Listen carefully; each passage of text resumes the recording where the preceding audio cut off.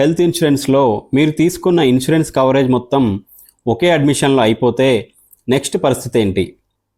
జనరల్గా మనం health insurance తీసుకున్నప్పుడు కొంచెం కవరేజ్ తీసుకుంటాము, 10 లక్షలు, 15 లక్షలు, 20 లక్షలు అలా తీసుకున్న కవరేజ్ మొత్తం ఒకే అడ్మిషన్లో అయిపోతే నెక్స్ట్ ఆ ఇయర్లో వచ్చే అడ్మిషన్స్కి పరిస్థితి ఏంటి అనేది మనం ఒకసారి చూసినట్లయితే, మీరు తీసుకున్న పాలసీలో కనుక రీస్టోరేషన్ బెనిఫిట్ అనే ఆప్షన్ ఉంటే మీరేం భయపడాల్సిన పని లేదు. కంపెనీ మళ్ళీ మీకు రీస్టోర్ చేస్తుంది నెక్స్ట్ అడ్మిషన్కి.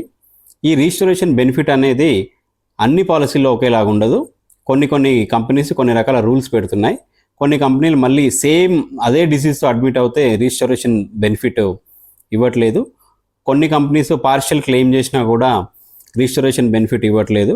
కాబట్టి అలాంటి ఏ కండిషన్స్ లేకుండా అన్లిమిటెడ్ టైమ్స్ మీకు రీస్టోరేషన్ చేసే పాలసీలని మనం సెలెక్ట్ చేసుకోవాలి. ఎప్పుడైనా పాలసీ సెలెక్ట్ చేసుకునే ముందు ప్రీమియం తక్కువ వస్తుందనే చూడకూడదు.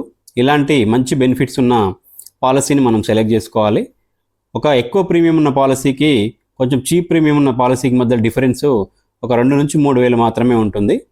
ఈ 2 నుంచి 3 వేలు చూసుకుంటే మీరు అక్కడ చాలా లక్షల రూపాయలు నష్టపోయే అవకాశం ఉంది. కాబట్టి ఎప్పుడు ప్రీమియంని కాకుండా మంచి బెనిఫిట్స్ ఉన్న పాలసీని సెలెక్ట్ చేసుకోండి. మీలో ఎవరికైనా ఇయర్లో అన్లిమిటెడ్ టైమ్స్ ఎలాంటి కండిషన్స్ లేకుండా రీస్టోరేషన్ చేసే బెనిఫిట్ ఉన్న పాలసీ కనుక మీకు కావాలనుకుంటే మీరు నన్ను కాంటాక్ట్ చేయండి.